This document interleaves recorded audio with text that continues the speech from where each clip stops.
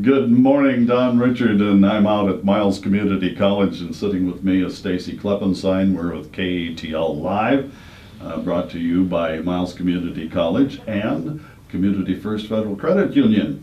And as I said, we were sitting here with the president of the college, Stacy Klippenstein. Good morning. Good morning, Don. How are you? I am just absolutely fabulous. And the fact that you're here and my first guest is even better. Oh, I'm excited. Because I know when I ask a question, I'm going to get an answer. Yeah, that's right. Well, Wally Badgett's next, so you never know what you're going to get. I asked him to make a 30-second ad, and after he talked for 15 seconds, he said, "Wasn't that about 2 minutes?"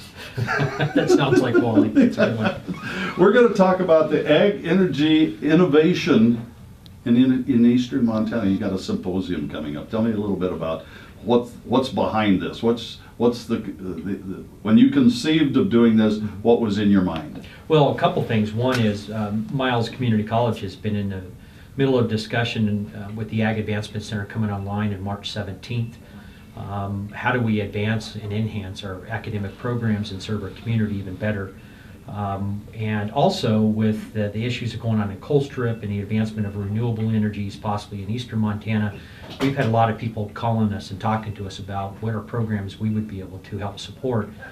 Well, it started to generate some dialogue with Tyler Crutchfield and his company, and he's come out a few times and visited with us about trying to formulate I guess, collaborations with both industry in these sectors, in ag and energy, as well as taking a look at how we work with the federal government and others for some funding sources, and then using us as a hub to help create new programs that help support eastern Montana in both advancement of agriculture and also in the area of energy. And then also this presentation that we're having on February 3rd from 10 to noon in room 106 allows people to come in and hear more about how solar is being brought in and used in like irrigation systems. So we have OnSite Energy out of Bozeman, some of the work that they've done. They'll have their CEO here.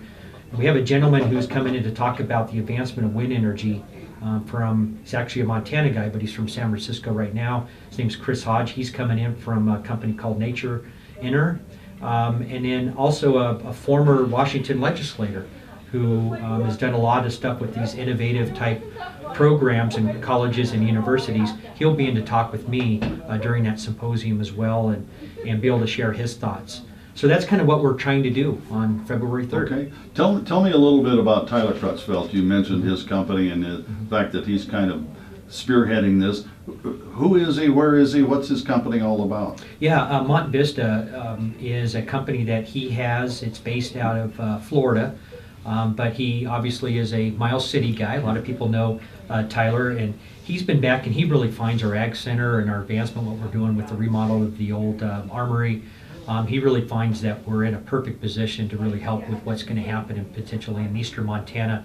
Whatever happens in Colstrip, how can we work within that, the changes in the energy sector, as well as he's a very big proponent of agriculture, and he sees us as a perfect fit. He has a lot of potential connections to help us get the right people into the right conversation. So that's what Tyler is doing with us. So this is to build programs within the college and things like that that'll help the industry around us. Correct. So he's got some ideas and some people that you can connect with that probably come up with the bucks and to help put that together. That's what we hope. Right? Is that the gist of everything? That is the gist of everything. All right, tell us a little bit about Mr. Darby.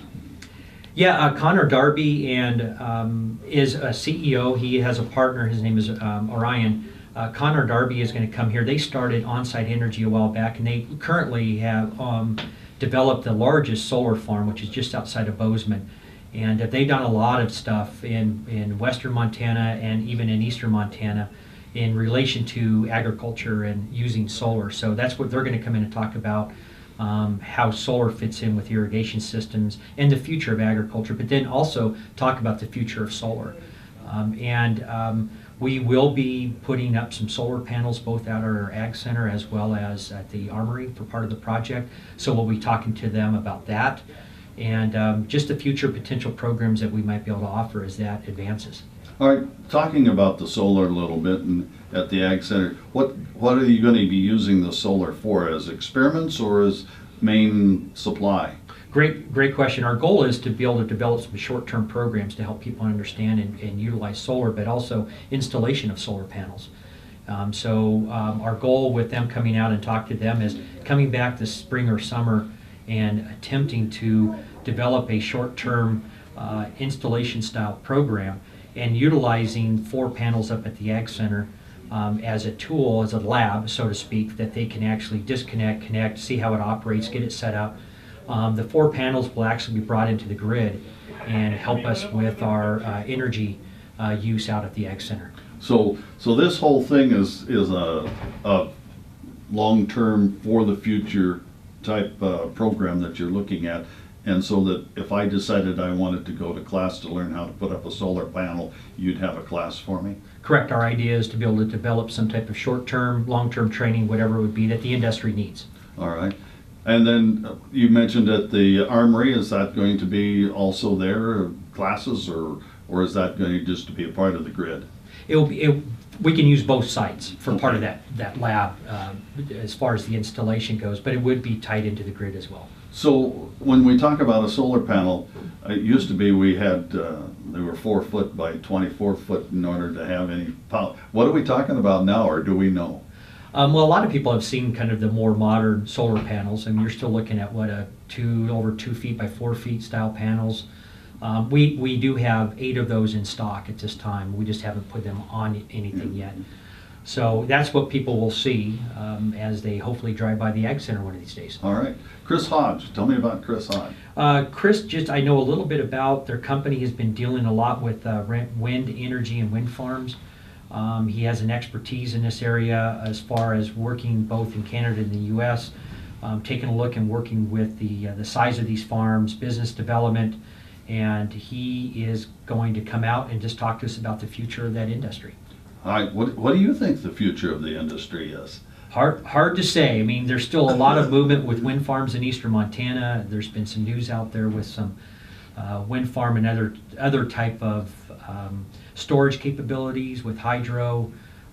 So I'm a big believer in us taking a look at how do we best balance both fossil fuel and renewable style of energies.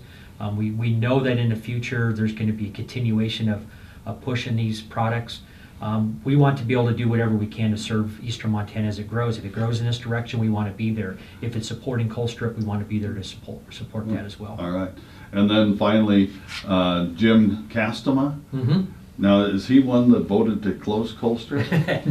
No, he's been out of the state legislature for a long time in Washington. Well, I saw that and I thought, yeah. Wow, that's pretty cool, bringing up the guy that was going to close down Colstrip. No, he he's been out of it for a while, but he's been was very critical in helping combine industry and universities and colleges in Washington in trying to find what they call innovative hubs or innovative ecosystems. Okay.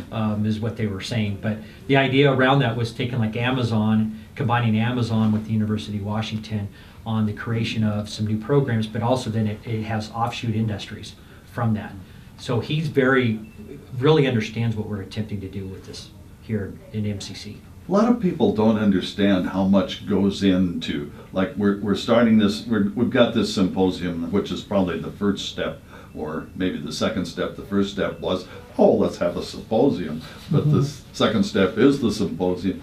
But now the creation of all the rest of this stuff, what kind of planning are you having to think about and do? Mm-hmm. Well, really, for us on our end, it really just starts with looking at the academic programs and or workforce training needs that will be required in these areas. That's the big one. And then from there, trying to find the industry partners. And then trying to identify the financial resources that helps us with those startups, if need be. And so that's why the use of Tyler with his connections and understanding, Jim Castema with what he's developed in Washington, and as well as now you have 2 different energy sectors and industries coming in to visit with us. So really it's just a starting point, but our goal is to see what programs should we have. Also in the ag area with our Ag Advancement Center, do we look at both farm and ranch management programs? Do we look at something with beef genetics? and combined with the Fort Keogh and just some of that stuff. And that's where we need to be, and so continue to explore. All right. You had to have had somebody say, Stacy, let's look at this, besides Tyler, or else you wouldn't be doing it. Can you mention anybody that is industry-wise that has said, why doesn't Miles Community College do this? Well, no, that's a good point. I'm on the Southeast Montana Development Council, so I've been working with Jim Atchison from Colstrip and the future of coal, so that started the conversations, because I've been in the middle of a lot of conversations down in Colstrip about what are we going to do in the future to support Colstrip. That then led into, okay, wait a minute, we heard of a wind farm that's going to be opening up somewhere in Montana or eastern Montana. Does MCC have courses to help with renewable energy technicians? Okay, well, that starts a conversation. And then you have Dr. Mark Peterson, who's on our board, that knows what's going on at Fort Keogh, of course. And he asked questions about, when the Ag Center gets developed, are we going to advance in our ag programs? A lot of ranchers, people in the industry are asking us the same thing. So it's kind of been over the last 3 years, what are some things we're going to do? Tyler just helped frame it a little bit for us with some potential. Okay.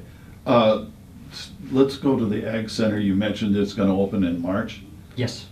And what's the first thing that's going to happen out there? A party. I'm not sure if we'll have it on the 17th. The first big event we'll actually have out there is our rodeo, which I'm sure Wally Badger would be happy to talk about. No, he wants to talk about the bash. Oh, of course he does. Please come to the bash, everybody. Please come to the bash. Stacy, thanks very much for stopping by. I understand this is a very busy time of the year for you, all the time. Is there any time that you're not busy? All the time. All the time. I just sleep in my office and hang out. No big deal. No big deal. Thanks for coming by and talking with us about the Agri-Energy Innovation Symposium that's coming up February 3rd. Did I get that right? Yep, you got that right. 10 to noon in room 106 here on campus. All right. Thanks very much. All right.